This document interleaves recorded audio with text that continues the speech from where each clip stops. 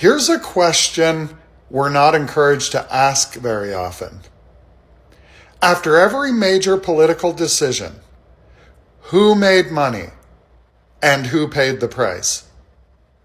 Because if that information was front page news every night, a lot of myths would collapse overnight.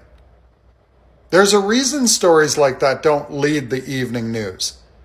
Most of the media we consume isn't neutral. It's corporate owned.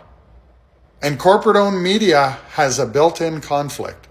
It's structurally discouraged from aggressively investigating the very systems that benefit its owners, advertisers, and shareholders. This isn't about journalists being evil or lazy. It's about incentives. You don't bite the hand that signs the checks. Greenpeace Canada recently laid this out clearly.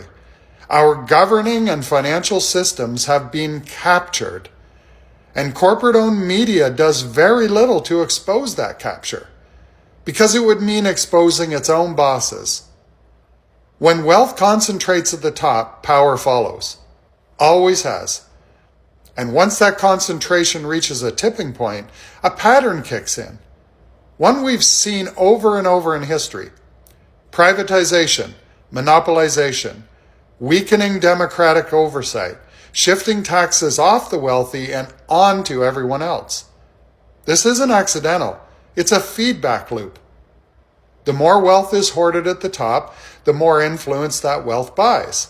The more influence it buys, the more the rules get rewritten to protect and grow that wealth. And eventually, the system stops serving the public and starts serving itself. This is where people get uncomfortable because the word sounds extreme, but the process isn't. Authoritarianism doesn't usually arrive wearing a villain costume. It arrives wearing the language of efficiency. It says things like, cut the red tape, fast-track development, deregulate, and trust the market.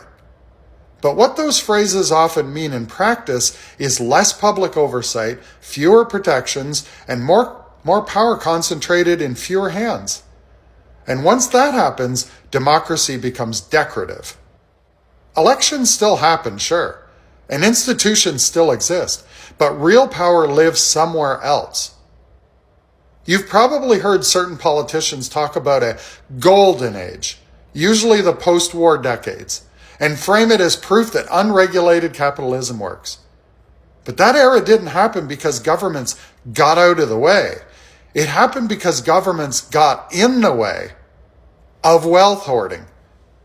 Back in that golden age, we had strong public programs, progressive taxation, anti-monopoly laws, and robust democratic checks and balances. That's what interrupted the feedback loop. And when those safeguards were dismantled, starting in the late 70s and 80s, inequality didn't just creep back in. It exploded. Listen, folks, protecting people and the planet doesn't come from vibes, slogans, or trusting billionaires to suddenly grow consciences.